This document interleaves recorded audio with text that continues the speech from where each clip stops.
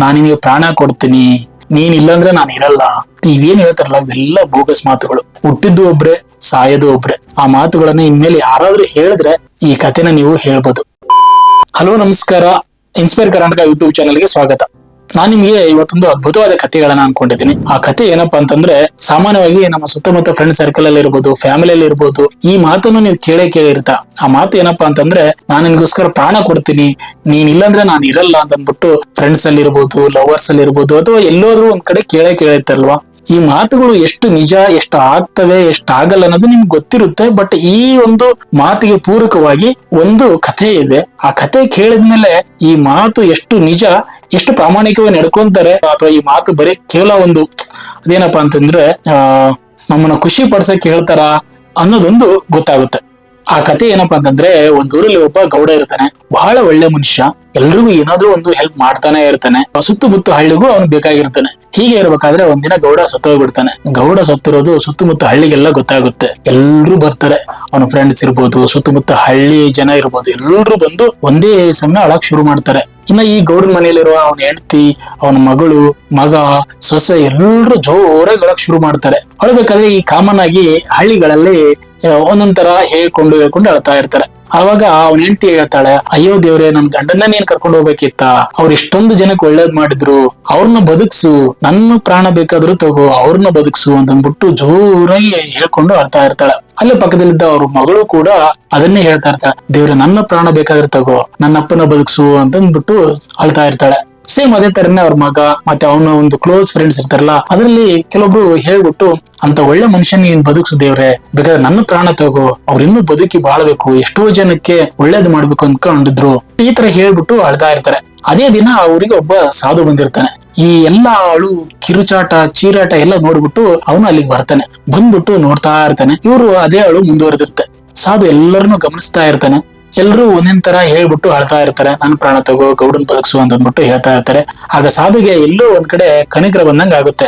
ಆಗ ಅವನು ಉಪಾಯ ಮಾಡ್ತಾನೆ, ಸರಿ ಹೇಗಾದ್ರೂ ಮಾಡಿ ಈ ಗೌಡನ ಬದುಕ್ಸೋಣ ಅಂತ ಅಂದ್ಬಿಟ್ಟು ಮುಂದೆ ಬರ್ತಾನೆ. ಆಗ ಬಂದು ಹೇಳ್ತಾನೆ, ನಾನು ಈ ಗೌಡನ ಬದುಕಿಸ್ತೀನಿ ಅಂತ ಅಂದ್ಬಿಟ್ಟು ಹೇಳ್ತಾನೆ. ಎಲ್ರು ಖುಷಿ ಆಗ್ಬಿಡುತ್ತೆ. ಅವನು ಫ್ಯಾಮಿಲಿಯಿಂದ ಹಿಡಿದು ಸುತ್ತಮುತ್ತ ಹಳ್ಳಿಯಿಂದ ಏನ್ ಬಂದಿರ್ತಾರಲ್ವಾ, ಎಲ್ಲಾ ಜನರಿಗೂ ಖುಷಿ ಆಗುತ್ತೆ. ಅವಾಗ ಅವರು ಬದುಕ್ಸಿ ಅಂತಂದ್ಬಿಟ್ಟು ಹೇಳ್ತಾರೆ. ಆದ್ರೆ ಒಂದು ಕಂಡೀಷನ್ ಇದೆ. ಏನಪ್ಪಾ ಅಂತಂದ್ರೆ, ನಾನು ಇಷ್ಟೊತ್ತು ನಿಮ್ಮೆಲ್ಲರನ್ನು ಗಮನಿಸ್ತಾ ಇದ್ದೆ, ಎಲ್ರು ಒಂದೊಂದ್ ತರ ಹೇಳ್ಬಿಟ್ಟು ಅಳ್ತಾ ಇದ್ರಿ, ನನ್ನ ಪ್ರಾಣ ಬೇಕಾದ್ರೆ ತಗೋ, ಅವ್ರನ್ನ ಬದುಕ್ಸು ಅಂತಂದ್ಬಿಟ್ಟು ನೀವೆಲ್ರು ಹೇಳ್ತಾ ಇದ್ರಿ. ನನಗೆ ಇವಾಗ ಏನ್ ಕಂಡೀಷನ್ ಅಪ್ಪ ಅಂತಂದ್ರೆ, ನಿಮ್ಮಲ್ಲಿ ಯಾರಾದ್ರೂ ಒಬ್ರು ಸಾಯ್ಬೇಕು, ಆಗ ನಾನು ಅವ್ರನ್ನ ಬದುಕ್ಸ್ತೀನಿ ಅಂತಂದ್ಬಿಟ್ರ. ಆಗ ಎಲ್ರು ಸೈಲೆಂಟ್ ಆಗ್ತಾರೆ. ಫಸ್ಟ್ ಗೌಡನ ಹೆಂಡತಿನೇ ಕೇಳ್ತಾನೆ, ಯಾಕಂದ್ರೆ ಈ ತರ ಹೇಳ್ಬಿಟ್ಟು ಅಳಕ್ ಶುರು ಮಾಡಿದ್ದು ಅವಳೇ ಅಲ್ವಾ. ಸೊ ಹಿಂಗಾಗಿ ಅವಳನ್ನ ಕೇಳ್ತಾನೆ, ನೋಡಮ್ಮ, ನಾನ್ ನಿನ್ ಗಂಡನ ಬದುಕ್ಸ್ತೀನಿ, ಆದ್ರೆ ನಿನ್ನ ಪ್ರಾಣ ಕಳ್ಕೊಳಕ್ಕೆ ರೆಡಿ ಇದೆಯಾ ಅಂತ ಅಂದ್ಬಿಟ್ಟು. ಆಗ ಗೌಡನ ಹೆಂಡತಿಗೆ ಶಾಕ್ ಆಗುತ್ತೆ. ಅಯ್ಯೋ ಸ್ವಾಮೀಜಿ, ಇಲ್ಲ ಇಲ್ಲ ಇಲ್ಲ, ನಾ ಇನ್ನೂ ಬದುಕ್ಬೇಕು, ನನ್ನ ಮೊಮ್ಮಕ್ಕಳನ್ನ ನೋಡ್ಬೇಕು, ನನ್ನ ಮೊಮ್ಮಕ್ಕಳ ಮದುವೆ ಮಾಡ್ಬೇಕು, ಇನ್ನೂ 106 ಆಸೆಗಳಿದಾವೆ, ನಾನ್ ಬದುಕ್ಬೇಕು, ಇಲ್ಲ ಇಲ್ಲ ಅಂತ ಅಂದ್ಬಿಟ್ಟು ಹೇಳ್ತಾಳೆ. ಆಗ ಸಾಧು ಮಗಳು ಅಳ್ತಾ ಇದ್ಲಲ್ವಾ, ನನ್ನ ಪ್ರಾಣ ತಗೋ, ನಮ್ಮ ಅಪ್ಪನ ಬದುಕ್ಸು ಅಂತ ಅಂದ್ಬಿಟ್ಟು ಅವಳನ್ನ ಕೇಳ್ತಾನೆ, ನೋಡಮ್ಮ ಏನ್ ಹೇಳ್ತೀಯ ಅದಕ್ಕೆ, ನೀನ್ ರೆಡಿ ಇದೆಯಾ, ನೀನ್ ಸಾಯಕ್ ರೆಡಿ ಇದೆಯಾ, ನೀವು ಅಪ್ಪನ ಬದುಕ್ಸ್ತೀನಿ ಅಂತಾನೆ. ಇಲ್ಲ ಸ್ವಾಮೀಜಿ, ನಾನ್ ಆಗಲ್ಲ, ನನಗೆ ಇನ್ನೂ ಮದುವೆನೇ ಆಗಿಲ್ಲ, ನನಗೆ ತುಂಬಾ ಕನಸಿದಾವೆ, ನಾ ಏನೇನೋ ನೋಡ್ಬೇಕು ಅಂತಂದ್ಬಿಟ್ಟು ಹೇಳ್ತಾಳೆ. ಆಗ ಮಗನ ಕೇಳ್ತಾನೆ, ಸೇಮ್ ಸೊಸೆನೂ ಕೇಳ್ತಾನೆ, ಮತ್ತೆ ಅಲ್ಲಿ ಯಾರು ಇದೇ ತರ ಹೇಳ್ಬಿಟ್ಟು ಅಳ್ತಾ ಇದ್ರಲ್ಲೋ ಅವ್ರೆಲ್ಲರನ್ನ ಕೇಳ್ತಾನೆ, ನಿಮ್ಮಲ್ಲಿ ಯಾರಾದ್ರೂ ಒಬ್ರು ಮುಂದೆ ಬನ್ನಿ, ನೀವು ಸಾಯಕ್ ರೆಡಿ ಇರಿ, ನಾ ಗೌಡನ್ ಬದುಕ್ಸ್ತೀನಿ, ಯಾಕೆಂದ್ರೆ ನೀವು ಗೌಡನ್ ಮೇಲೆ ಇಟ್ಟಿರೋ ಪ್ರೀತಿಗೆ ನನ್ ಮನಸ್ಸು ಕರಗಿದೆ, ಅವ್ರನ್ನ ಬದುಕ್ಸ್ಬೇಕಂತಿದೀನಿ, ಆದ್ರೆ ಒಂದು ಕಂಡೀಷನ್, ನೀವು ಯಾರಾದ್ರೂ ಒಬ್ರು ಸಾಯ್ಲೇಬೇಕು, ಈಗ ಯಾರಾದ್ರೂ ಬನ್ನಿ ಅಂತ ಅಂದ್ಬಿಟ್ಟು ಕೇಳ್ಕೊಂತಾನೆ.